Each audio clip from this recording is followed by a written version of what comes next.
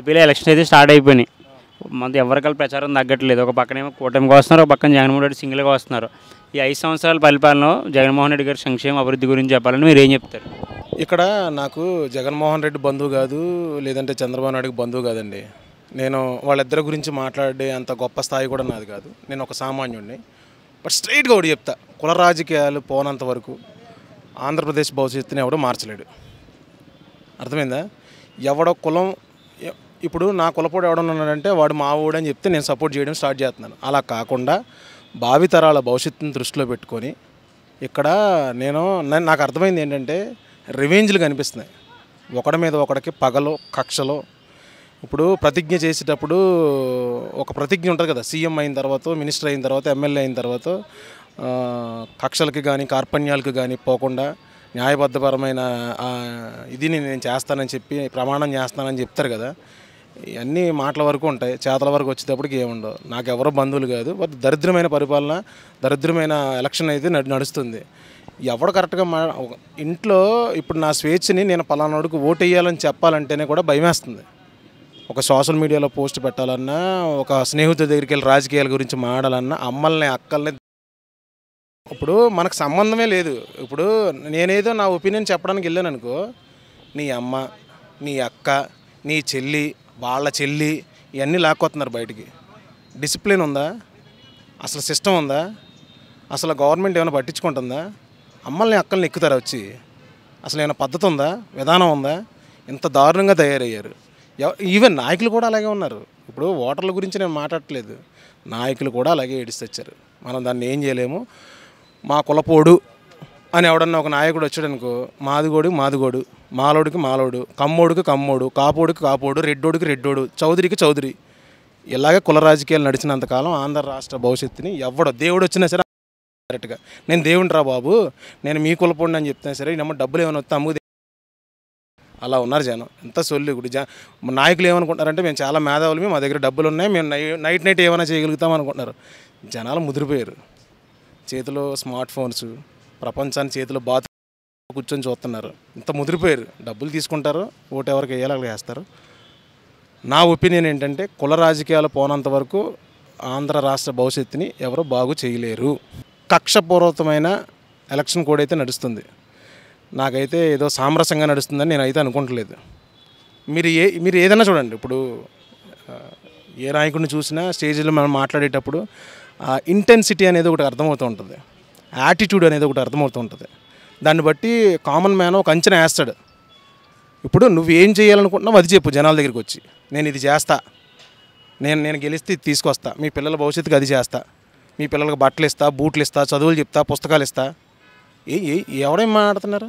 లేకపోతే వాళ్ళ అమ్మల్ని, వాళ్ళ అక్కనాడు, పెళ్ళాలని, బాబుని ఇవే తిట్టుకుంటున్నారు.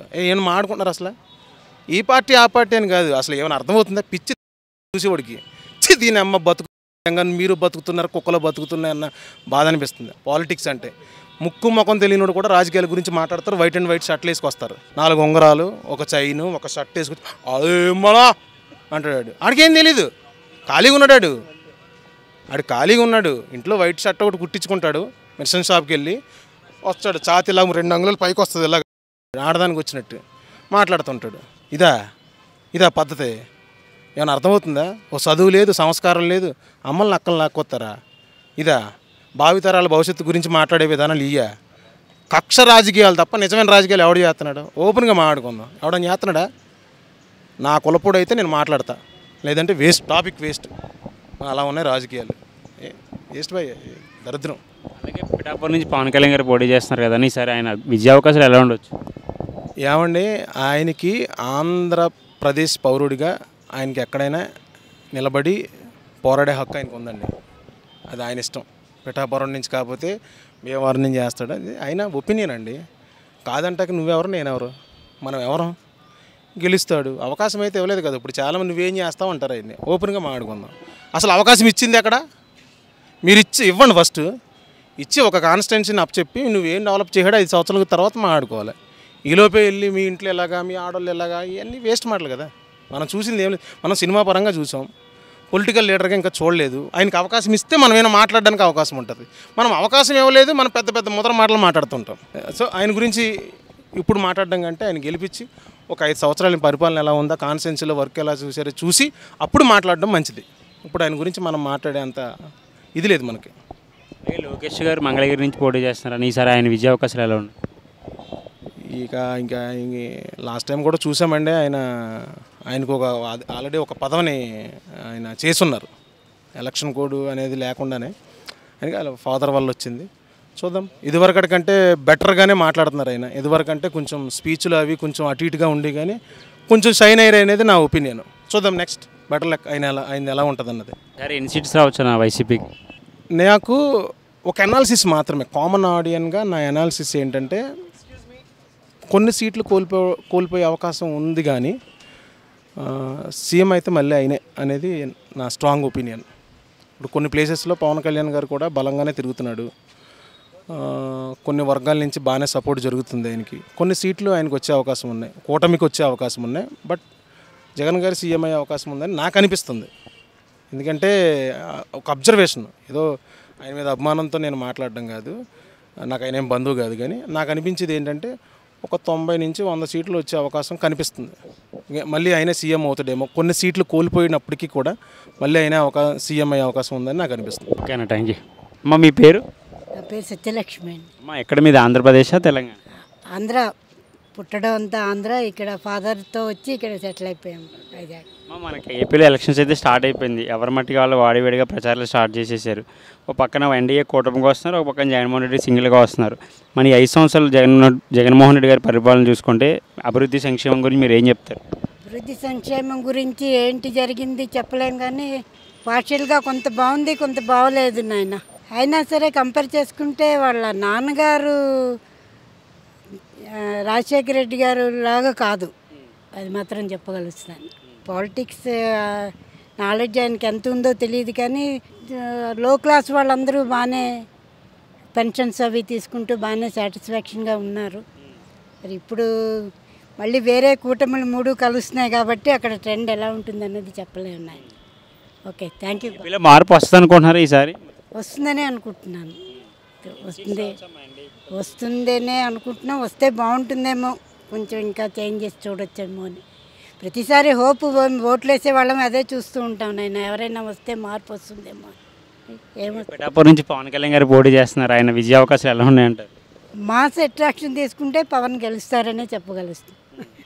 లోకేష్ గారు రాజకీయ భవిష్యత్తు ఎలా ఉండబోతున్నాం? మంగళగిరి నుంచి మళ్ళీ పోటీ చేస్తున్నారు. బిఫోర్ ద కంపేర్ చేసుకుంటే ఇప్పుడు చాలా ఆయన ఇంప్రూవ్ అయ్యారని చెప్పేసి అంటున్నారు. మీరేమంటారు? ఇంప్రూవ్మెంట్ అయితే కనిపిస్తున్నది. కొంచెం అతనికి ఎక్స్పీరియన్స్ వచ్చింది. వాళ్ళ ఫాదర్తో ఉండి వేరే విధంగా అయినా సరే ఆయన చంద్రబాబు నాయుడు వరకు వెళ్ళలేని కష్టం. ఆయన పాలిటిక్స్ వేరే ఉంటుంది. ఆయన ఎందుకు దిగిపోయారు అన్నది చెప్పలేము కానీ ఆయన ఉన్నప్పుడు బాగానే ఉండింది ఆయన, అదే చెప్పగలను. ఓకే అమ్మ, థ్యాంక్ యూ. సార్, మీ పేరు? అభిమన్యు. సార్, మనకి ఏపీలో ఎలక్షన్స్ అయితే స్టార్ట్ అయిపోయింది. ఎవరి మట్టుకల్ ప్రచారాలు మారుమోగిపోతున్నాయి.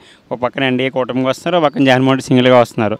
జగన్మోహన్ రెడ్డి గారు చేసిన 5 సంవత్సరాల పరిపాలన అభివృద్ధి గురించి మీరు ఏం చెప్తారు? ఇప్పుడు జగన్మోహన్ రెడ్డి గారు అభివృద్ధి అనేది ఏం జరిగింది అనేది మనకు కూడా పెద్దగా తెలియదు. అక్కడ వాస్తవంగా ఉచిత పథకాలు అనేది ఎక్కువ చేసాడు అనేది వింటున్నాం. ఉచితాలకు అలవాటు పడడానికో ప్రజలు బద్దకస్తులు అవుతారు.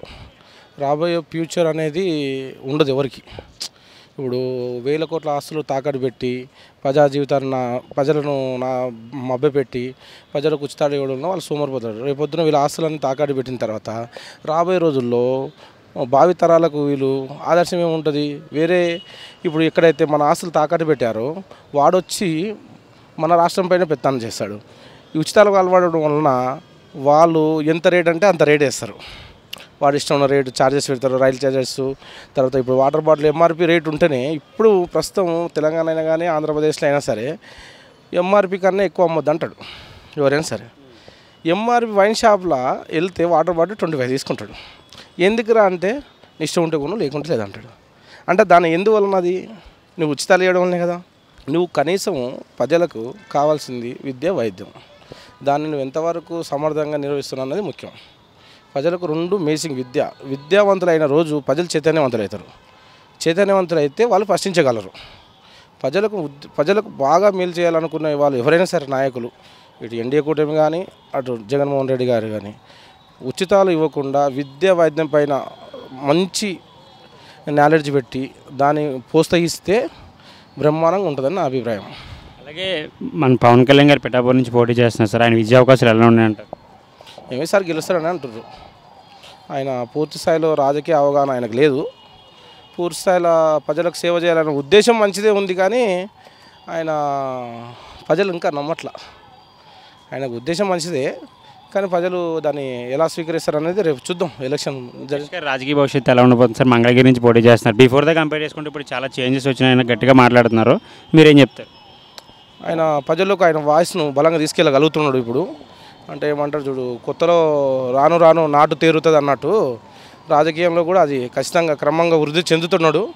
అయితే ఆయన అనుభవం నెక్స్ట్ ఉపయోగపడతాడు. పార్టీని రేపొద్దున చంద్రబాబు నాయుడు తర్వాత ఆయన ఖచ్చితంగా హ్యాండిల్ చేయగలుగుతాడు. ఖచ్చితంగా మంగళగిరిలో ఈసారి ఖచ్చితంగా గెలిచే అవకాశాలు ఉన్నాయి. వంగగీత గెలవదని అని టాకు. గీత కాదు సార్, పిఠాపురం కదా, ఆమె పైన కూడా లేడీ ఉంది కదా, రామకృష్ణారెడ్డి లేడీ. ఈసారి లోకేష్ ఖచ్చితంగా గెలుస్తాడు. అలాగే రీసెంట్గా జగన్మోహన్ రెడ్డి మీద గులకరాయితో దాడి జరిగింది కదా సార్, దాడి. సో దాని గురించి ఏమన్నారు? కోడికత్తి డ్రామాలకి ఇది కూడా ఒక డ్రామా, ఎలక్షన్ ముందు సానుభూతి ఓట్ల కోసం అని చెప్పేసి ప్రజలు అంటున్నారు, మీరేం చెప్తారు? అది 100% డ్రామానే. ఇప్పుడు చిన్న దెబ్బ తగిలితేనే స్టిక్కర్ తీసేస్తాం. 25 రోజులు అవుతుంది నా స్టిక్కర్ వేసుకుని. కానీ మరి పిచ్చోళ్ళ జనాలు, సరే నువ్వు మంచి చెయ్యి తప్పులేదు దాంట్లో, కానీ రాళ్ళతో పొడిచుకోవడం, ఎదుటి వాళ్ళ పైన నూకడం, తర్వాత కత్తితో పొడిపించుకోవడం, మనకి వేలు రాగడం, ఇవన్నీ రాజకీయ దుమారం తప్పితే, ఎదుటి వాళ్ళు బురద తగ్గడం తప్పితే వేరే ఏమి ఉండదు. కానీ అదైతే 100% అవాస్తవమే. అది ఆలోచిస్తారు వైసీపీకి, అది అని మనం అంచనా వేయలేము. వైసీపీకి ఏమో తెలియదు, నాకైతే కూటమి గెలుస్తానని అనుకుంటున్నాను. కూటమి విజయం అయితే సాధిస్తుంది అంటున్నారు మీరు? సార్ చంద్రబాబు నాయుడు అనుభవం పనిచేస్తుంది కదా. ఇప్పుడు చంద్రబాబు నాయుడు అనుభవం చాలా పెద్దది. అంటే అది మనం చెప్పిన మాట కాదు. ప్రొఫెసర్ నాగేశ్వరరావు ఉన్నాడు, ఆయన చెప్పిండు ఓన్లీ ఫోర్ట్ ఏరియాను బేస్ చేసుకుని చంద్రబాబు నాయుడు దేశంలోనే గుజరాత్ కన్నా మోడల్ సిటీగా చేయగలుగుతూ ఏపీని. రేపు ఆయన అవకాశాలు పోగొట్టడానికి మనం అరెస్ట్ చేసింది. రేపు అవసరమైతే ఇండియా కూటమి నుంచి కూడా దేశంలోనే అత్యధికమైన సీనియర్ నాయకుడు చంద్రబాబు నాయుడు. ఆ అవకాశాలు పోగొట్టడానికి ఆయన మొన్న అరెస్ట్ చేసింది వాస్తవానికి కూడా. లేకపోతే ఆయన దగ్గర టాలెంట్ లేదని కాదు, ఒక అభియోగం ఏర్పడితే రేపు పొద్దున దాన్ని అనర్హుడిగా పేర్కొనడానికి చంద్రబాబు నాయుడు పైన బురద చల్లడం, అరెస్ట్ చేయడం. లేకుంటే దేశంలోనే అత్యధికమైన సీనియర్ నాయకుడు ఆయన సీనియర్ నాయకుడు. ఆయన ఇప్పుడు ఎన్డీఏ కాకుండా నరేంద్ర మోడీ తర్వాత ఎన్డీఏ తీసుకో, ఇండియా కూటమి తీసుకో, అంత సీనియర్ నాయకుడు ఆయన్నే. అంటే ప్రపంచ దేశాల్లో దాదాపు అందరు దేశాధిపతితో కూడా ఆయన పరిచయాలు ఉన్నాయి. అది మన దేశానికి ఉపయోగపడుతుంది, పెట్టుబడులు పెట్టడానికి. కానీ దేశంలో ఎక్కడ పెట్టినా పెట్టుబడి మన దేశానికి అభివృద్ధి చెందేది. ఏ రాష్ట్రం అయినా సరే, తెలంగాణ తీసుకోండి, ఏపీ, ఒడిశా, ఏ రాష్ట్రమైనా తీసుకోండి, అభివృద్ధి జరగాలి అంతే. మనకి ఉచితాలు అనేది అది నాకు దానికి నేను యాంటీ. సరే, ఏపీలో అయితే మార్పు రావాలని కోరుకుంటున్నారు. మార్పు అంటే ప్రజలకు మంచి జరగాలి, మనకు కాదు కదా. ప్రజలకు ఎట్లా అల్టిమేట్ ప్రజలకు మంచి జరగాలి ఏదైతే ఉంది అల్టిమేట్. కానీ అందరూ నిరుద్యోగులు కూడా ఎక్కువైపోయారు కదా. యువతకు ఉద్యోగాలు లేకపోతే చెడిపోతారు. దానివల్ల తాగుబోతులకు బానిసలు, డ్రగ్స్కు అడిక్ట్ అవుతారు, దొంగతనాలు చేస్తారు. దానివల్ల వాళ్ళ యువత ఖరాబ్ అవుతుంది. ఫస్ట్ ఉద్యోగ కల్పన చూడాలి. నువ్వు గవర్నమెంట్ ఎంప్లాయీకి 60,000 జీతం ఇచ్చే వాళ్ళు 20,000 రూపాయలు ఇంకో ముగ్గురికి వస్తే జీతము. వాడు అసలు గవర్నమెంట్ స్కూల్ మా దగ్గర అయినా తెలంగాణలో అయినా ఏడైనా సరే ఏమో గవర్నమెంట్ డాక్టర్కి ఉంటుంది, ఏమో 1,00,000 2 లక్షలు వాడు ప్రైవేట్ ఇన్స్టిట్యూట్ పెట్టుకుంటాడు. వాడికి ఎందుకు అంత జీతం? మన దగ్గర అంత అదే వాడికన్నా సమర్థులు చాలామంది ఉన్నారు సమర్థులు. వాడికి 1,00,000 ఇచ్చే వాళ్ళు 25,000 నలుగురు పెట్టుకో, నీకు పని ఆగదు కదా. ఇప్పుడు ప్రైవేట్ స్కూళ్ళలో ఇప్పుడు ఎడ్యుకేషన్ జరుగుతుంది. ఇంతకన్నా ఎడ్యుకేషన్ వీడికి క్వాలిఫై కావాలంటే ఎన్నో టెస్టులు పాస్ అయినాక క్వాలిఫై అయినాక 1000 మంది క్వాలిఫైడ్ దానినే వీడి గవర్నమెంట్ టీచర్ వస్తుంటుంది. ఏమో డిగ్రీ కూడా చదివిన వాళ్ళకు ప్రైవేట్ స్కూళ్ళలో టీచింగ్ చెప్తున్నారు. ఆడు 16,000 18,000 టీచింగ్ చేస్తున్నాడు. ఇప్పుడు 45,000 50,000 ఇచ్చి నిజంగా సమర్థులకు న్యాయం చేయండి. సమర్థమైన ఫస్ట్ రిజర్వేషన్ తీసేయాలి, ఖచ్చితంగా న్యాయం జరుగుతుంది. రిజర్వేషన్ అనేది ఎప్పుడైతే పోతుందో అంతిమంగా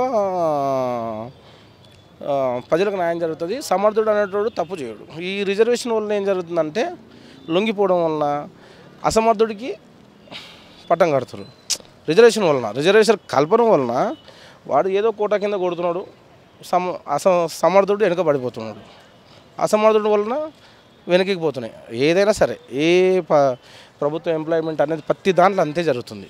ఫస్ట్ సమర్థులందరికీ ఇప్పుడు 1,00,000 ఇచ్చేటోడికి నలుగురికి ఇస్తే 25,000 రూపాయలు, నలుగురు బాగుపడతారు, నలుగురు ఎంప్లాయ్మెంట్ పని చేస్తారు. వాడు చేసేది ఇదే వైద్యం, ఎవరు చేసినా అదే పని. టీచింగ్ అయినా అదే. డిగ్రీ స్టూడెంట్ ఇప్పుడు ప్రొఫెసర్లు అంటారు, PhD పీజీ చేసిన వాళ్ళు కూడా చాలామంది, లక్షల మంది ఉన్నారు. వాళ్ళకేముంది 60,000 70,000 3 లక్షల రూపాయలు శాలరీ ఇచ్చి వాడు ఏ యూనివర్సిటీలో కూడా వచ్చి కాలేజీలో ఉండడు. యూనివర్సిటీలో అంతంత శాలరీ వాళ్ళకి ఏంటి కోసం ఉపయోగపడుతుంది? వాడి శాలరీతో 20 మందిని ఎంప్లాయ్మెంట్ చేసుకోవచ్చు. ఎంప్లాయ్మెంట్ 20 మందిని ఎంప్లాయ్మెంట్ చేసుకోవచ్చు. వాళ్ళకి అన్నీ మళ్ళీ కారు అలౌన్స్మెంటు నానా ఇబ్బందులు పెట్టుడు అంతా ప్రజల డబ్బే కదా. మాజీలకు ఎస్పీలకు డిఎస్పీలకు వీళ్ళంతా ఎస్కాటు వీళ్ళంతా ప్రజాధనం దుర్వినియోగమే ఎవరికైనా సరే. అయితే ఎంత ఇవ్వాలన్నా అంత క్రమ పద్ధతిగా ఉంటే ఇంకా అప్డేట్ కావాలంటే ప్రజలు అప్డేట్ అవ్వడంత వరకు నాయకులు మన దోస్తూనే ఉంటారు 100%. అంతింగా ప్రజలు చైతన్యవంతులు అవ్వాలి. ఎప్పుడైతే విద్యావంతులు అవుతారో ఆ రోజు ప్రశ్నించగలుగుతారు. అప్పటిదాకా మన సిస్టమ్ అంతా ఇట్లనే ఉంటుంది. ఇప్పుడు పెట్రోల్ బంకు పర్మిషన్ ఇవ్వాలంటే కేంద్ర ప్రభుత్వం ఏం చెప్తుంది, స్త్రీలకు మరుగుదొడ్లు ఉండాలి, పురుషులకు మరుగుదొడ్లు ఉండాలి అని చెప్తుంది, వాటర్ ఉంచాలని చెప్తారు. ఏ రోజన్నా దాని మీద ఒక టోల్ ఫ్రీ నెంబర్ ఉంటుందా? కానీ ఎవరికి కంప్లైంట్ ఇవ్వాలని ఉంటుంది? వాడు పెట్రోల్ తక్కువిస్తుండా ఎక్కువిస్తుండా? ఒక మున్సిపాలిటీ అన్నిటికీ పోలీస్ స్టేషన్కే కంప్లైంట్ ఇవ్వాలన్నా చెప్పు? అన్నిటికీ పోలీస్ స్టేషన్లో కంప్లైంట్ ఇవ్వం కదా, ఇది మా డిపార్ట్మెంట్ కాదు, ఇది మేము చూడమంటారు. నిజంగా పాలన అంటే ప్రతి దగ్గర ఒక గమనిక బోర్డు అనేది ఏర్పాటు చేయాలి. ఈ స్థానికంగా ఏదైనా ప్రాబ్లం వస్తే ఎక్కడ కంప్లైంట్ ఇస్తే వాడు యాక్సెప్ట్ చేయట్లేడు. ఇది మా పరిధిలోకి రాదు అంటాడు. ఫస్ట్ దీనిపైన దృష్టి పెట్టాలి. ప్రతి ఏ గవర్నమెంట్ వచ్చినా సరే 100% ఫస్ట్ ఒక గమనిక పట్టి అనేది వేయాలి. సంబంధిత అధికారుల ఫోన్ నెంబర్లు అన్నీ ఏర్పడిస్తే వాడికి దాని మీద అవగాహన చేసుకుని ఏదైనా సరే ఏ సిస్టమ్ కోసమైనా సరే నువ్వు ఎలక్ట్రికల్ తీసుకో, తర్వాత టీచింగ్ తీసుకో, విద్యా వ్యవస్థలు ఎంత బస్సు పట్టిపోతున్నాయి చెప్పండి. ప్రైవేట్ విద్యా సంస్థలు విపరీతమైన ఇప్పుడు అంతిమంగా డబ్బు సంపాదించడానికి అందరూ ఇంత లాలూచే పనులు చేస్తారు. అంటే ఎడ్యుకేషన్ అంటే పిల్లల భవిష్యత్తు మంచి చదివేయాలి. ప్రతి ఒక్క సామాన్యుడి కళ ఒకటే ఒక కళ, మెరుగైన విద్య పిల్లలకు అందించాలని కోరుకుంటారు ఏ పౌరుడైనా సరే. ప్రతి ఒక్క పౌరుడు దానిపైన ప్రతి గవర్నమెంట్ దృష్టి పెట్టాలి. ఇప్పటికైనా కేంద్ర ప్రభుత్వం కూడా చాలా తప్పులు ఉన్నాయి. ఇప్పుడు కూడా ఉచిత రేషన్ బియ్యం ఏంటండి అసలు అమ్ముకుంటున్నారు, మరీ దారుణం. ఇంకా 5 ఏళ్ళు ఇస్తా అంటుండ్రు, ఇంకా దేశాన్ని 5 ఏళ్ళు వెనక్కి తీసుకుపోవడం తప్ప అది ఏమి ఉండదు. ఆ ఉచిత రేషన్ అనేది బంద్ చేయాలి 100%. అది నిజంగా దళితులకి అది దళారులకు చేతికి వెళ్ళిపోయి కర్ణాటక, కేరళ, బెంగళూరు ఇటు వెళ్ళిపోయి దానికి దోశపిండిలకు వాటి అమ్మేస్తారు. ఎవడు తింటుండు ఉచిత బియ్యము? తంబేసుకుంటుండు, వాడే అమ్ముకుంటుండు. ఇవన్నీ సిస్టమ్ మారాలి, ప్రజలు మారాలి. ఉచితాలకు అలవాటు పడకొద్దాల జనాలు డబ్బునోడు తీసుకుంటున్నాడు, డబ్బు లేనోడు తీసుకుంటున్నాడు. నిజంగా నిరుపేద లేదన్న వెరిఫై చేయి, వాడికి నిజంగా లేదు, వానికి ఇల్లు లేదంటే ఇవ్వండి, తప్పులేదు. మనం సాయం చేసి గవర్నమెంట్ నుంచి. ఈ హైదరాబాద్లో ఉన్న చుట్టుపక్కల ఎటు 30-35 కిలోమీటర్స్ ఎటు తీసుకో, అందరు మంచి డెవలప్మెంట్ ఉంది. ఒక్కడు కూడా వీడెందుకే ఉచిత కరెంటు బిల్లు ఉచితంగా అంటే రెంట్లు దొబ్బుతూ ఉన్నారు. వచ్చినోనికి రెంట్ ఓనర్కి ఇవ్వకుండా సరే రెంటర్స్ కన్నా హెల్ప్ చేయండి. రెంట్ ఒకడు 12,000 13,000 రెంట్ తీసుకున్నాం, ఎవడు ప్రాపర్టీ ట్యాక్స్ కడుతున్నాడు, మళ్ళీ వాడికి ఉచిత వాటర్ అంటాడు, వాడికి ఉచిత విద్య అంటే ఇవంతా ప్రభుత్వం దానివే కదా వృధా అవుతుంది. దీన్ని బాగా సిస్టమేటిక్ అనేది ఆలోచించి ఎప్పుడైతే అల్టిమేట్ ప్రజలు ఎప్పుడైతే చైతన్యవంతులు అయితేనే ప్రశ్నించే తత్వం ఎప్పుడు వస్తేనే అప్పటిదాకా ఏది మారదు. Thank you sir. మీ పేరు? నా పేరు కిషోర్ అండి. సార్ ఆల్రెడీ మనకి ఏపీలో ఎలక్షన్ అయితే స్టార్ట్ అయిపోయింది. వాడివేడిగా ప్రచారాలు ఎవరి మట్టుకు వాళ్ళు తగ్గట్లేదు. ఒక పక్కన ఎన్డీఏ కూటమిగా వస్తున్నారు, ఒక పక్కన జగన్మోహన్ రెడ్డి సింగిల్గా వస్తున్నారు. ఈ 5 సంవత్సరాల్లో జగన్మోహన్ రెడ్డి గారు చేసిన సంక్షేమ అభివృద్ధి గురించి మీరు ఏం చెప్తారు? న్యూట్రల్ పర్సన్గా మాట్లాడాలంటే ఈ సంక్షేమ పథకాలు అవసరమే, కానీ అభివృద్ధి అవసరం. బట్ బ్యాలెన్స్ చూడాలంటే మనం 2 విషయాలు చూడాలి. సంక్షేమం అభివృద్ధిని లీడ్ చేస్తుందా లేదా అభివృద్ధి సంక్షేమాన్ని లీడ్ చేస్తుందా అని. ఖచ్చితంగా అభివృద్ధి ఉండాల్సిందే. ఓన్లీ పంచుకుంటూ పోతే నెక్స్ట్ జనరేషన్కి మనం అప్పులు తప్ప ఏమి ఇవ్వలేం. ఒకప్పుడు ఏపీ అన్నపూర్ణ అనేవాళ్ళు లాస్ట్ 5 years నుంచి గమనిస్తుంటే ఏపీలో నా అబ్జర్వేషన్కి వచ్చింది ఏంటంటే FRBM యాక్ట్కి పరిధికి మించి అప్పులు చేసి మరి యాక్చువల్గా అప్పులు చేసేటప్పుడు కూడా 2 రకాలుగా చేయాలి. ఒకటి రెవెన్యూ రిసిప్ట్స్ అంటారు అండ్ క్యాపిటల్ రిసిప్ట్స్ అంటారు. సో అప్పులు తెచ్చిన ఆ అప్పుని మనం ఏదైనా ఇన్ఫ్రాస్ట్రక్చర్కి పెడితే దట్ ఈజ్ ఓకే, కానీ అప్పులు తెచ్చి ఆ అప్పుని సంక్షేమానికి పనిచేస్తే మనం అది సంక్షేమం పంచుతున్నట్టు కాదు, నెక్స్ట్ తరానికి అప్పును పంచుతున్నట్టు. సో ఖచ్చితంగా డెవలప్మెంట్ కావాలి. నేను I'm not against any party. A party వచ్చినా కానీ first we should focus on development వచ్చిన తర్వాత ఆ వచ్చిన అమౌంట్ని మీరు వెల్ఫేర్కి ఇవ్వండి. పేదవాళ్ళకి డబ్బులు ఇవ్వద్దని ఎవరు అనట్లేదు, కానీ అదే పనిగా పంచుకుంటూ పోతే జస్ట్ ఇమాజిన్. ఇప్పుడు మనది చాలామంది అంటున్నారు ఏపీ కొన్ని రోజుల తర్వాత మరో బీహార్ అవ్వచ్చు అని, లేకపోతే ఇంకోటి అవ్వచ్చు అని. ఏపీ యాక్చువల్గా బాగా పొటెన్షియల్ ఉన్న state. More than I think 900 kilometers తీర ప్రాంతం ఉంది. మంచి హ్యూమన్ రిసోర్స్ ఉన్నాయి. వీటన్నిటిని పట్టుకొని మనం డెవలప్ చేస్తే ఏపీ లీడింగ్ స్టేట్గా వెళ్తుంది. కేరళ అవ్వచ్చు, లేదా ఇప్పుడు మీరు గమనిస్తే యూపీని చూడండి. ఒకప్పుడు యూపీ బాగా లీస్ట్ అన్డెవలప్డ్ స్టేట్ అనేవాళ్ళు, ఇప్పుడు గమనిస్తే అది 2nd పొజిషన్కి వెళ్ళింది. ఆఫ్టర్ మహారాష్ట్ర తర్వాత ఫినామినల్గా పర్ఫామ్ చేస్తున్న స్టేట్ ఏదైనా అది యూపీ. ఎందుకంటే వాళ్ళు ఇన్ఫ్రాస్ట్రక్చర్కి ఎక్కువ ఇంపార్టెన్స్ ఇస్తున్నారు. సో మన దగ్గర ఏపీలో నేను చూస్తున్నది ఏంటంటే ఇన్ఫ్రాస్ట్రక్చర్కి, మౌలిక సదుపాయాలకి ఎక్కువ ఫోకస్ చేస్తున్నట్టు నాకు ఎక్కడైతే కనిపించలేదు. ఏ మేజర్ ఇన్వెస్ట్మెంట్ వచ్చినట్టు కూడా నాకేం అనిపించలేదు. ఒక 10,000 crores వచ్చే కంపెనీ ఏది వచ్చినట్టు కూడా నాకు ఇంతవరకు అయితే నా చెవిలో ఏది పడలేదు. So first focus on infrastructure develop అయితేనే రోడ్స్, కరెంటు అంతా డెవలప్ అయితేనే మనకు ఆల్రెడీ హ్యూమన్ రిసోర్స్ బాగా ఉన్నాయి కాబట్టి అక్కడికి ఎక్కువ కంపెనీ వచ్చే అవకాశం ఉన్నాయి. So my request to any government, ఎవరు వచ్చినా కానీ, కూటమి వచ్చినా లేకపోతే మళ్ళీ వైఎస్ ఎవరు వచ్చినా కానీ, first focus on development. Later మీరు డబ్బులు పంచండి, కానీ దానికి ఒక లిమిట్ పెట్టుకోండి. ఓ 30%, 40%. అప్పులు తెచ్చు పంచుకుంటూ పోతే అది పెంచేది పేదరికమే. నెక్స్ట్ ఏంటంటే 3 capitals అని చెప్పి ప్రామిస్ చేశారు కదా, అది ఎందుకు కంప్లీట్ చేయలేకపోయారు? మై పాయింట్ ఆఫ్ వ్యూ నేను చూసుకుంటే ఏ దేశంలో కూడా లేదా ఏ స్టేట్కి కూడా ఎక్కడ కూడా 3 capitals లేవు, ఎక్సెప్ట్ సౌత్ ఆఫ్రికాలో ఉందని విన్నాను. ఒకటి లెజిస్లేటివ్ క్యాపిటల్ సిటీ, ఒకటి జ్యుడిషియరీ క్యాపిటల్ సిటీ, ఒకటి executive capital city. Okay, country wise అంటే అది పక్కన పెడదాం. మనది ఏపీ గట్టిగా చూసుకుంటే అది 1.5 lakh స్క్వేర్ కేమ్ కూడా ఉండదు. దానికి 3 capitals అవసరం లేదని అది ఒక రాంగ్ వే అనేది నాకు అనిపిస్తుంది. 1 capital సిటీ ఒకటి ఉంటే ఆ క్యాపిటల్ సిటీ ఇన్వెస్ట్మెంట్ని ఫుల్ చేయగలుగుతుంది. అక్కడే లెజిస్లేటివ్ పెట్టవచ్చు, అక్కడే జ్యుడిషియరీ పెట్టవచ్చు, అక్కడే ఎగ్జిక్యూటివ్ బాడీస్ పెట్టవచ్చు. ఎందుకు ఇప్పుడు హైదరాబాద్ ఉంది, ముంబై ఉంది, లేదా గాంధీనగర్ ఉన్నాయి, చాలా ఉన్నాయి, మనం చూస్తున్నాం కదా. సో అలాంటి డెవలప్మెంట్ మనకు కావాలంటే మన ఏపీకి ఉన్న పరిస్థితుల దృష్ట్యా ఒకటి చాలు.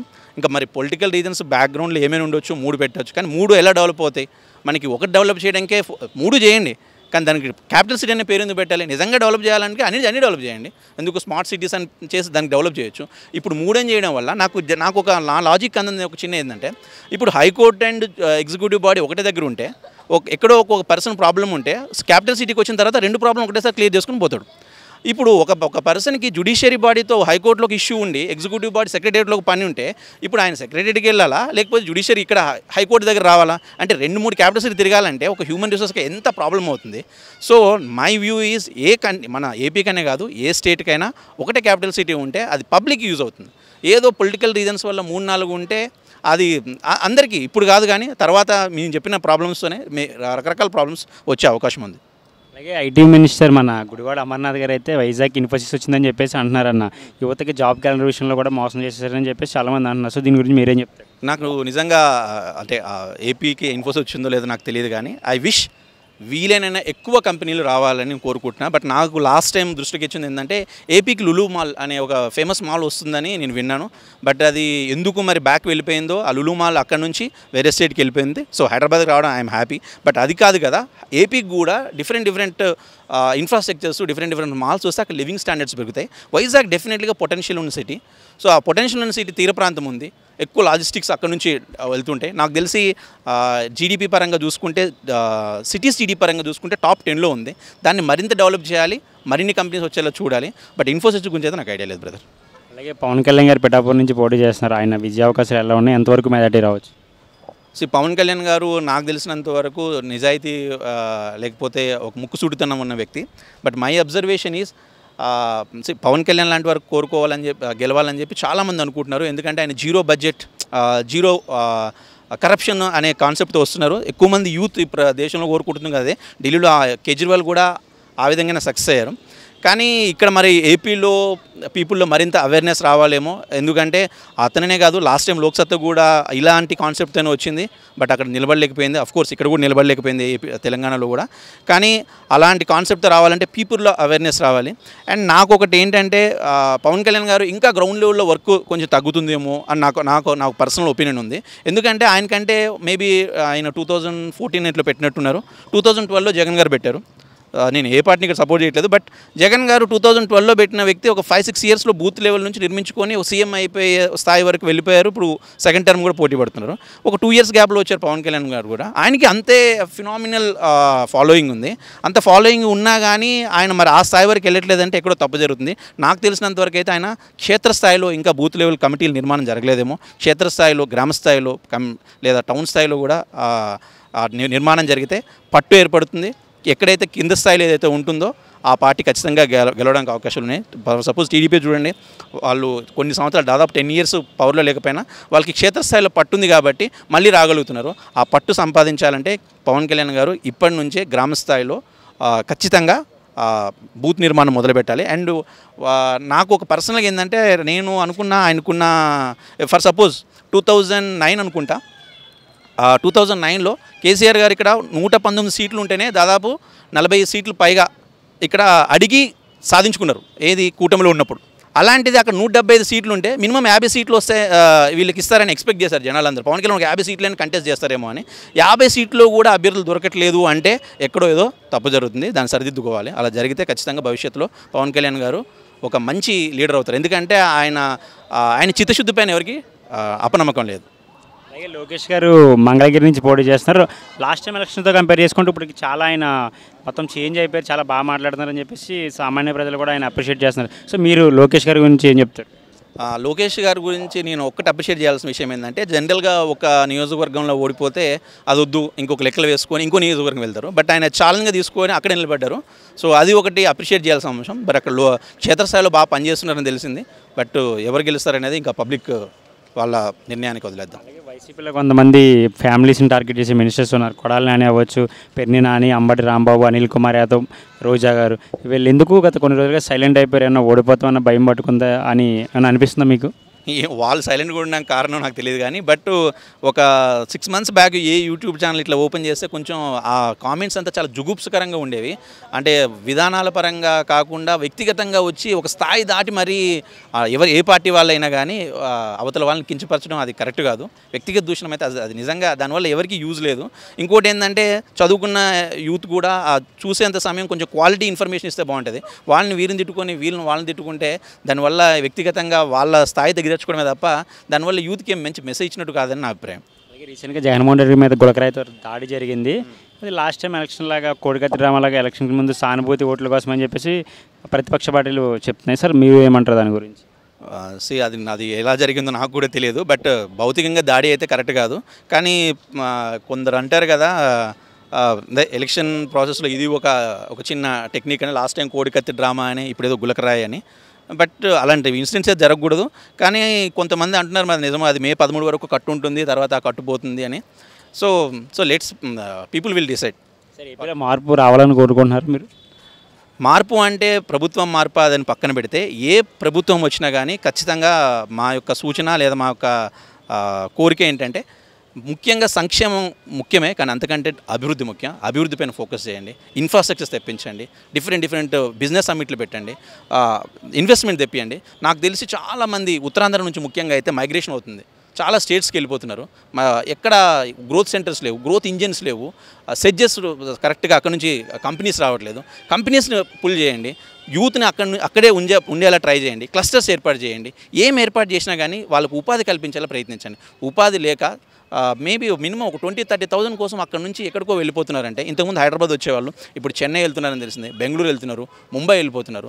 అలా నేను లాస్ట్ టైం మా ఫ్రెండ్ వాళ్ళ విలేజ్కి వెళ్తే, ఏపీ విలేజ్లో నాకు ఏం బాధ అనిపించిందంటే, ఆల్మోస్ట్ ప్రతి ఇంట్లో ముసలి వాళ్ళు తప్ప యూత్ ఎవరు లేరు. అది నాకు చాలా బాధగా అనిపిస్తుంది. ఎక్కడికి వెళ్ళిపోయారంటే వేరే పనుల మీద, హైదరాబాద్ అని ఒకరు, అక్కడ అని ఇక్కడ ఎవరు ఏపీలో లేరు. పోనీ ఏపీకి ఇప్పుడు రాజధాని లేదు, ఆ డెవలప్మెంట్ లేదు, ఉద్యోగాలు లేవు.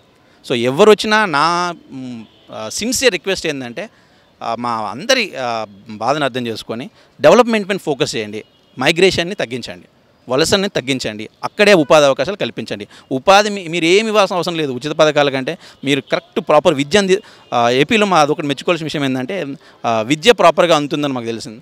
సో విద్య ఒక్కటే సరిపోదు కదా, వచ్చిన వాళ్ళందరికీ ఉపాధి దొరకకపోతే వాడు నిరుద్యోగి అవుతాడు. సో వాడికి కరెక్ట్గా ఉద్యోగాలు వచ్చే, ఉపాధి వచ్చే ఏర్పాట్లు చేయగలరని ఆశిస్తున్నాను. Thank you sir. Thank you అండి. Madam hi. హాయ్ అండి. మేడం మీ పేరు? స్వప్న. మేడం ఏపీలో ఎలక్షన్స్ అయితే స్టార్ట్ అయిపోయింది. ఎవరి మట్టి వాళ్ళ ప్రచారాలు అయితే మారుమోగిపోతున్నాయి. ఒక పక్కన ఎన్డీఏ కూటమికి వస్తున్నారు, ఒక పక్క జగన్మోహన్ రెడ్డి సింగిల్గా వస్తున్నారు. మనకి 5 సంవత్సరాలు చూసుకుంటే జగన్మోహన్ రెడ్డి గారు చేసిన పరిపాలన అభివృద్ధి గురించి మీరు ఏం చెప్తారు? అసలు ఏమీ డెవలప్మెంట్ లేదండి. అసలు రోడ్స్ కానీ అసలు ఆ ఏపీలో మొత్తం అంతకుముందు చంద్రబాబు నాయుడు గారు తెచ్చిన ఇండస్ట్రీస్ని కూడా ఈ జగన్మోహన్ రెడ్డి గారు వెళ్ళిపోయేటట్టు చేశాడు. దానివల్ల ఏపీలో ఎంప్లాయ్మెంట్ లేదు, అసలు ఏమీ గ్రోత్ లేదు, మందు లిక్కర్ లేదు అని చెప్పేసి అన్నాడు. కానీ ఆయనే బ్రాండ్ పెట్టేసేసి ఆయనే అమ్మాడు. ఇంకా ఏముంది ఏపీలో ఈసారి కూటమి వస్తేనే ఏపీకండి, లేకపోతే అది వేస్ట్. అది ఒక ఛత్తీస్గఢ్ ఇంకా అట్లా అయిపోతుంది, ఏమీ ఉండదు ఇంక ఏపీకి. ఈసారి మాత్రం చంద్రబాబు నాయుడు గారు రావాలి. 3 రాజధాని విషయంలో మాట తప్పేసని చెప్పేసి ప్రజలు అంటున్నారు. ఎందుకు మేడం 3 రాజధాని అని చెప్పి మాట తప్పాల్సిన అవసరం ఏమొచ్చిందంటారు? అవును, ఆయన అన్ని ఏది చేసినా పాలిటిక్స్, ఆయన పర్సనల్లో ప్రాఫిట్, ఆయన బెనిఫిట్ గురించే చేస్తాడు. వైజాగ్లో ఆయన ప్రాపర్టీస్ బాగా ఉన్నాయి, అందుకని వైజాగ్ షిఫ్ట్ చేయాలని చెప్పేసి చూశాడు ఆయన, దాన్ని అక్కడ క్యాష్ చేసుకోవాలని చెప్పేసి. అది ఇంకా కుదరలేదు, ఇంకా దానికి ఇంకా అందుకని ఏం చేయలేక సెంట్రల్లో ఒప్పుకోలేదు. రాజధాని ఇది ఏపీ అమరావతి ఉండాలి అని చెప్పేసి సెంట్రల్ కూడా అనౌన్స్ చేసింది. సెంట్రల్ కూడా సపోర్టే ఉంది దీనికి, సెంట్రల్ కూడా దీనికే సపోర్ట్ ఉంది, అమరావతినే క్యాపిటల్ ఉండాలని. దానికన్నా అందుకని చెప్పేసి ఇంకా అతను ఏం చేయలేక ఆగిపోయాడు. అది అంతేగాని అతను అమరావతిలో పెడితే తనకి పర్సనల్గా ఏమీ బెనిఫిట్ ఉండదు. అదే వైజాగ్లో పెడితే తన ప్రాపర్టీస్ వాల్యూ పెరిగి తనకి బాగా బెనిఫిట్ వస్తుంది. అందుకని అతను 3 రాజధానులు అనేది తీసుకొచ్చిన పర్పసే అది. అతను యువతకి జాబ్ క్యాలెండర్ అని చెప్పేసి దాన్ని చేయలేకపోయారు మేడం. సో దాని గురించి మీరేం చెప్తారు? అవును, నిజమే. అతను వచ్చిన తర్వాత అసలు ఏమి ఎంప్లాయ్మెంట్లో ఏం జరిగినాయి చెప్పండి? ఒక ఇండస్ట్రీ తెచ్చాడా చెప్పండి? ఏపీలో ఏదైనా ఒక ఇండస్ట్రీ వచ్చిందా చెప్పండి? అంతకుముందు ఉన్న వాటినే పంపించేశారు కదా. ఇప్పుడు అనంతపూర్ దగ్గర ఇది కియా వచ్చింది, బస్ బాడీది, దాన్ని అంతే చేశారు. మళ్ళీ నెక్స్ట్ వీళ్ళు ఎవరు టీడీపీ వాళ్ళు అమర్రాజా బ్యాటరీ వాళ్ళది మళ్ళీ తెలంగాణకి తీసుకొచ్చేశారు. ఇంకా ఏం చేశాడండి మనకు అక్కడ? ఇంకా ఆంధ్రాలో మన పోర్ట్లు ఉన్నాయి, అసలు చెయ్యాలనుకుంటే ఎంత బిజినెస్ డెవలప్ చేసుకోవచ్చు. కానీ అసలు అలాంటి ఉద్దేశమే అతనికి లేదు. అతను ఎంతసేపు అంతకుముందు చంద్రబాబు నాయుడు చేసిన ఏమి కూల్చాలా, ఏమి వాటిని నాశనం చేయాలా, అంతే ఆ కాన్సెప్టే. కానీ అతను ఏపీని బాగు చేయాలన్న ఉద్దేశం అయితే అతనిలో లేదు అసలు. అది అవునండి, వైజాగ్ స్టీల్ ప్లాంట్ కూడా అంతే చేశాడు. అలాగే వైసీపీలో కొంత మంత్రులు ఉన్నారు మేడం, నేను పేర్లు చెప్తా, వాళ్ళు వ్యక్తిగతంగా దూషించిన వాళ్ళు ఉన్నారు. కొడాలి నాని అవ్వచ్చు, మంత్రి రోజా అవ్వచ్చు, పెర్ని నాని, అంబటి రాంబాబు, అనిల్ కుమార్ యాదవ్. వీళ్ళు ఓడిపోతామన్న భయంతోనే కొన్ని రోజులుగా సైలెంట్ అయిపోయిందని చెప్పేసి ప్రతిపక్షాలు ఆరోపిస్తున్నారు. మీరు ఏమంటారు? అవునండి, వీళ్ళందరూ కొడాలి నాని, అంబటి వీళ్ళంతా వాళ్ళు ఓడిపోతారని వాళ్ళకి తెలుసు. ఇప్పుడు వాళ్ళు అందుకనే చెప్పేసి సైలెంట్గా ఊరుకుంటున్నారు. అంతకుముందు కొడాలి నాని ఎట్లా మాట్లాడాడండి అసలు? ఆ నోరుకేమన్నా ఇది ఉందా అసలు? అదుపు లేకుండా మాట్లాడి ఇప్పుడు ఇక సైలెంట్ అయిపోయాడు. ఎందుకనంటే ఇంకా వాళ్ళకి అర్థమైపోయింది ఇంకా వాళ్ళు రారు అనేది. వాళ్ళకి రారు అని తెలిసింది కాబట్టి ఇంకా కామ్గా ఊరుకున్నారు. అలాగే పవన్ కళ్యాణ్ గారు పిఠాపూర్ నుంచి పోటీ చేస్తున్నారు మేడం. ఈసారి ఆయన విజయ అవకాశం ఎలా ఉండొచ్చు, ఎంత మెజార్టీ రావచ్చు? పవన్ కళ్యాణ్ డెఫినెట్గా గెలుస్తాడండి ఈసారి. పవన్ కళ్యాణ్ పిఠాపురం నుంచి భారీ మెజార్టీతోనే గెలుస్తాడు. వీళ్ళందరూ కలిసి చేస్తున్నారు కాబట్టి 100% చంద్రబాబు నాయుడు గారే మళ్ళీ సీఎం అవుతారు ఆంధ్రాలో. మంగళగిరి నుంచి లోకేష్ గారు పోటీ చేస్తున్నారు. ఆయన లాస్ట్ టైం ఎలక్షన్తో పోల్చుకుంటే ఇప్పుడు చాలా డిఫరెన్స్ చేంజ్ అయిపోయి చాలా గట్టిగా ప్రత్యర్థులు కూడా సమాధానం చెప్తున్నారు. ఆయన విజయ అవకాశాలు మంగళగిరి నుంచి ఎలా ఉన్నాయి, ఎంత మెజార్టీ రావచ్చు ఆయన? ఇప్పుడు ఇంతకుముందు తను లోకేష్ ఏంటంటే యాక్చువల్గా తను పెరిగిన ఫ్యామిలీని బట్టి ఉంటుందండి.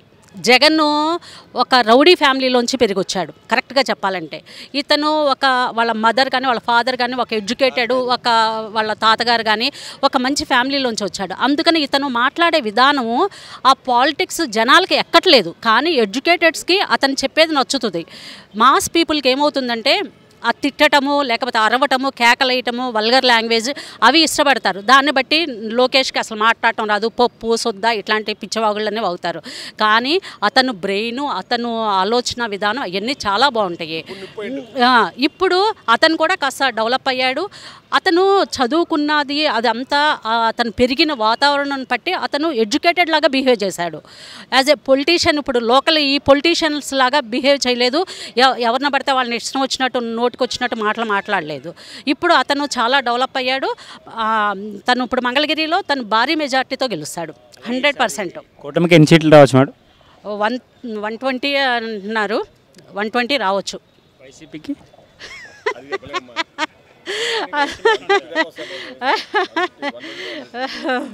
వైసీపీకి ఎన్ని సీట్లు వస్తాయి? వైసీపీకి తగ్గుతుందండి బాగా. వాళ్ళ మేనిఫెస్టో రిలీజ్ చేసిన తర్వాత, మేనిఫెస్టో వచ్చిన తర్వాత వాళ్ళే అంతకుముందు మాతోటి అసలు మేమే వస్తామని చాలా గొప్పగా చెప్పిన వాళ్ళే ఇప్పుడు ఒప్పేసుకుంటున్నారు. ఇంకా అసలు మాది రాదు అనేది వాళ్ళే ఒప్పేసుకుంటున్నారు. అది ఏమనిపిస్తుంది మేడం మేనిఫెస్టో చూసాక మీకు? రెండు పార్టీలు డిఫరెన్స్ చూసుకుంటే కొత్త మీకు పాయింట్స్ ఏమైనా బాగా కనెక్ట్ అయిన పాయింట్స్ ఏమైనా నచ్చిన పాయింట్స్ ఉన్నాయి? గ్యాస్ సిలిండర్స్ ఉన్నది చూసారా, అది లేని వాళ్ళకి చాలా ఉపయోగపడుతుంది. అది బాగుంది. ఇప్పుడు ఫ్రీ బస్సు మహిళలకి. అది ఏంటంటే న్యాచురల్గా బస్ ఎక్కేది లో పీపులే కానీ అప్పర్ వాళ్ళు ఎవరికి వాళ్ళే కార్లు లేకపోతే బైకులు వాటి మీద కానీ బస్సులు ఎక్కేది చాలా తక్కువ ఫైనాన్షియల్ స్టేటస్ ఉన్న వాళ్ళే. అది కూడా ఉపయోగమే వాళ్ళకి. అందుకని చెప్పేసి ఇవి ప్రజల్లోకి బాగా వెళ్తాయి. డెఫినెట్గా వెళ్తాయి. దీనివల్ల చంద్రబాబు నాయుడు గారికి చాలా మంచి జరుగుతుంది. అయితే ఏపీలో మార్పు రావాలని కోరుకుంటున్నారు. 100% అండి, 100%. మేము ఆంధ్ర వాళ్ళమే. మాకు ఇక్కడున్నా కానీ మాది డెవలప్ అవ్వాలి, మాది బాగుండాలి అనేది యాక్చువల్గా మాకు ఆంధ్ర పెరిగితే మాకు ఇక్కడ ప్రాపర్టీస్ వాల్యూ తగ్గుతాయి. అయినా కూడా మా పర్సనల్లీ మేము చూసుకోవట్లా. మాకేంటంటే మా ఏపీ బాగుండాలి, మాకు మాది అన్న ఆ ఫీల్ అనమాట అది. అందుకని మేము అక్కడ చంద్రబాబు నాయుడు గారు వచ్చి బాగా డెవలప్ అవ్వాలని కోరుకుంటున్నాం. Thank you ma'am. అన్న మీ పేరు? నా పేరు రాజేష్. మనకి ఏపీలో ఎలక్షన్స్ అయితే స్టార్ట్ అయిపోయినాయి. 5 సంవత్సరాల పరిపాలనలో జగన్మోహన్ రెడ్డి గారు చేసిన అభివృద్ధి సంక్షేమం గురించి మీరు ఏం చెప్తారు? యాజ్ ఏ ఆంధ్రప్రదేశ్ ఓటర్గా నేను నా జనాలకి, నా లీడర్స్ కానీ, నా జనాలకు కానీ నేను ఒకటైతే చెప్పాలనుకుంటున్నాను. ఏంటంటే ఎక్కడ చూసినా కానీ జనం ఏం చెప్తున్నారు, జనాలు ఎవరిని కదిలిచ్చినా కానీ మాకు అభివృద్ధి కావాలి, సంక్షేమాలు మాకొద్దు. సంక్షేమాలు చేస్తే చెయ్యండి, పాపం లేని వాళ్ళకి చేయండి, ముసలి వాళ్ళకి పెన్షన్లు ఇస్తున్నారు అండ్ వికలాంగులకి చేస్తున్నారు, ఓకే బాగానే ఉంది. కానీ ఇక్కడ విషయం ఏంటంటే అభివృద్ధి లేకుండా ఎంత సంక్షేమం చేసినా కానీ, ఎందుకంటే చాలామంది వలస వెళ్ళిపోతున్నారు. ఎవరిని కదిలిచ్చినా కానీ మాకు అభివృద్ధి చేయండి, మేము ఎవరికైనా ఉంటుంది కదా, మా ఇళ్ళకి వెళ్ళాలి, ఇంటి దగ్గర పని చేసుకోవాలి, తల్లిదండ్రులను చూసుకోవాలి అని ఉంటుంది కదా. కాబట్టి ఎంతకాలం ఈ ఉచితాలు ఇచ్చేసి ఎవరైనా ఏ పార్టీ అయినా రావని, ఏ పార్టీ వచ్చినా కానీ ఉచితాలు తగ్గించి అభివృద్ధి వైపు ఫోకస్ చేస్తే ఈరోజు నిజంగా హైదరాబాద్ వచ్చినప్పుడు చూస్తుంటే హైదరాబాద్లో ఉంటుంటే ఒక మన తెలుగు స్టేట్స్లో ఏదో ఉండట్లేదు, నిజంగా కొంచెం బయటే అవుట్ ఆఫ్ సిటీస్ కంట్రీస్లో తిరుగుతున్నట్టే అనిపించింది నాకైతే. కొన్ని చోట్ల చాలా డెవలప్మెంట్ కనిపించింది, చాలా బాగుంది కూడా. అలాగే ఉంటే అన్ని చోట్ల అందరూ మన డెవలప్ అయితే బాగుంటుంది అనేది ఒక చిన్న కోరిక. ఎవరికైనా నేనైతే మా నాయకులకి, మా లీడర్స్కి మేము పొలిటికల్ స్పీచెస్ ఈ మధ్య చూస్తుంటే ఏం చెప్తున్నారంటే, ఎవరు చెప్పినా కానీ మేము ఆ పథకాలు ఇస్తున్నాం, మేము ఈ పథకాలు ఇస్తున్నాం, వాళ్ళకంటే ఎక్కువ పథకాలు మేము ఇస్తాం, వీళ్ళకంటే మేము పథకాలు బాగా చేస్తాం, పథకాల గురించి చెప్తున్నారు. కానీ ఎవరన్నా మీకు ఇది చేస్తాము, ఇది చేసాము, ఇది ఇలా ముందుకెళ్దాము అనేది ఎవరూ చెప్పట్లేదు. ఎవరైనా పథకాల గురించి చెప్తున్నారు. పథకాలు జనాలు మరీ అంటే ఆంధ్రప్రదేశ్ జనాలు మరీ అంత పథకాల కోసం బానిసలు అయిపోయారా అనేలాగా ఉంది. కానీ ఎక్కడ కూడా అంటే జనాలు అభివృద్ధి కోరుకుంటున్నారు, ఉపాధి కోరుకుంటున్నారు అనేది వాళ్ళకి ఎందుకు అర్థం కావట్లేదు నాకైతే. యాజ్ ఏ ఆంధ్రప్రదేశ్ ఓటర్గా నేనైతే కోరుకుంటుంది అది. ఒక అభివృద్ధి అనేది చేస్తే అందరూ వాళ్ళ ఇళ్ళ దగ్గర ఉండి పని చేసుకోవడానికి చాలా ఇష్టపడతారు అనేది నా పర్సనల్గా నా ఒపీనియన్. అది నేనైతే చెప్పాలనుకున్నాను. ఎక్కడికి వెళ్ళినా కానీ ఎవరిని అడిగినా కానీ ఇదే చెప్తున్నారు. ఎన్నో నిజంగానే ఆంధ్రప్రదేశ్లో చాలా రిసోర్సెస్ ఉన్నాయి. మీరు ఇందాక చెప్పినట్టు 900 చిల్లర సముద్ర తీర ప్రాంతం ఉంది. అండ్ చాలా చోట్ల ఈవెన్ మా ఏరియా, మాది ప్రకాశం డిస్ట్రిక్ట్, మా డిస్ట్రిక్ట్లో granite world famous granites even China కావచ్చు, మలేషియా కావచ్చు, చాలా చోట్లకి ఎక్స్పోర్ట్ అయిపోతుంది. Black galaxy granite world famous. అక్కడ ఇలాంటి చాలా రిసోర్సెస్ చాలా ఉన్నాయి. కానీ వీటిని ఉపయోగించుకొని చాలా మంచిగా ముందుకెళ్ళగలిగితే ఏ పార్టీ వచ్చినా సరే జనానికి మంచి చేసి కొంచెం అభివృద్ధి చేస్తే నిజంగా ఈరోజు హైదరాబాద్లో చూస్తూ ఉంటే నాకేమనిపించింది అంటే తెలంగాణ స్టేట్కి సరిపడా డబ్బులు ఒక హైదరాబాద్లోనే టర్న్ ఓవర్ అవుతాయేమో అనేంత అనిపించింది నాకైతే. అలాగే మా దగ్గర మా ఆంధ్రప్రదేశ్లో కూడా ఉంటే బాగుంటుంది అని నేను కోరుకున్నాను. ప్రతి స్టేట్లో ఉంటే బాగుంటుందని కోరుకున్నాను. అందరూ బీహార్తో పోలుస్తున్నారు. అసలు ఎందుకు బీహార్తో పోలుస్తున్నారు నాకైతే అర్థం కాదు. అందరూ బీహార్ కూడా మన ఇండియాలో స్టేటే కాబట్టి అందరూ బాగుండాలనే కోరుకుందాం. అది నా ఒపీనియన్. ఏంటంటే నా పర్సనల్గా నేను చెప్పాలనుకుంటే ఇది ఎంతమందికి రీచ్ అయినా కానీ పథకాలే ముఖ్యం కాదు అనట్లేదు. బట్ ఖచ్చితంగా అభివృద్ధి అయితే చేస్తే చాలామంది నిజంగా అభివృద్ధి చేస్తే వాళ్ళని సోమరిపోతులు చేయొద్దు. మామూలుగా ఇలా పథకాలు ఇచ్చేసి వాళ్ళ సోమరిపోతులు అయితే చేయొద్దు. జనానికి పని చూపిస్తే ఆటోమేటిక్గా పని చేసుకుంటారు, వాళ్ళే తిరిగి డబ్బులు కడతారు గవర్నమెంట్కి, స్టేట్ డెవలప్మెంట్ అవుతుంది. అండ్ అలాగే దేశం కూడా మన ముందుకెళ్ళే ఛాన్సెస్ ఉంటాయి. అది ఎన్ని సీట్లు రావచ్చు అంటారు? అంటే కూటమికి ఎన్ని సీట్లు అంటే అదైతే చెప్పలేను. నేను ఇంకా ఇక్కడ నుంచి 1 ఇయర్కి ఇక్కడే ఉన్నాను కాబట్టి అక్కడ పరిస్థితులు అయితే నాకు అంతగా ఇది లేదు. బట్ నేనైతే యాజ్ ఇక్కడ నేను జనాలు నేను కలుస్తూ ఉంటాను కదా, కలిసినప్పుడు ఇలా మాట్లాడుకున్నప్పుడు ఎక్కువ మంది చెప్పింది అయితే ఎక్కువ మంది ఇదిగా ఉందైతే దాని గురించే. అంటే పథకాలు వద్దు, అభివృద్ధి చేయండి, అభివృద్ధి కోరుకుంటున్నారు, ఉపాధి కోరుకుంటున్నారు జనం అయితే. ఇదైతే యువత చాలామంది ఇదే కోరుకుంటున్నారు. నిజంగా చెప్పాలంటే ఉపాధి కోరుకుంటున్నారు, అభివృద్ధి కోరుకుంటున్నారు. ఎక్కడ ఏదో ఒకటి ఒక స్టేట్లో ఒక క్యాపిటల్ ఒకటి ఎస్టాబ్లిష్ చేసి దాన్ని డెవలప్మెంట్ చేసి దానికి ఏదైనా కంపెనీలో ఇండస్ట్రీస్ ఇలా తీసుకొస్తే ఆటోమేటిక్గా చాలా ఆంధ్రప్రదేశ్లో నిజంగా చెప్పాలంటే చాలా సోర్సెస్ ఉన్నాయి. ఆ సోర్సెస్ని ఉపయోగించి మన ఇండస్ట్రీస్ కనుక ఏమైనా తీసుకురాగలిగి చేస్తే ఖచ్చితంగా అవి మనకు డబ్బులు ఇచ్చేస్తాయి, అవే మనకు తిరిగి డబ్బులు ఇచ్చేస్తాయి. దాంట్లో అయితే నో డౌట్.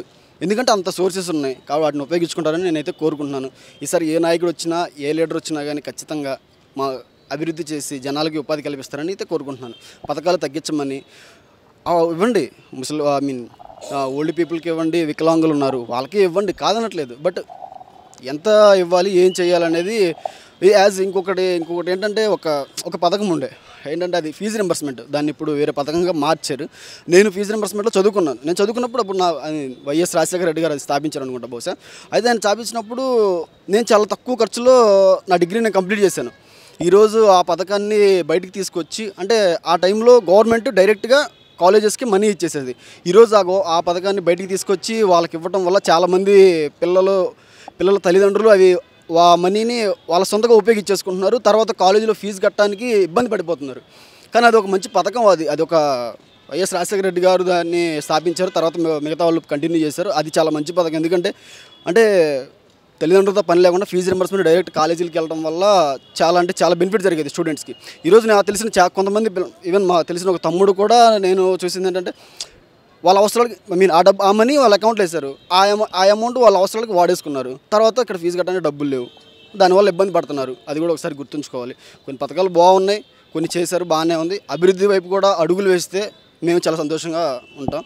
మాకు ఉంటుంది కదా, అందరికీ ఉంటుంది కదా, తల్లిదండ్రులకి ఇంటి దగ్గర ఉండాలి, తల్లిదండ్రులు పని చేసుకోవాలని. అలా అండి. Okay, thank you.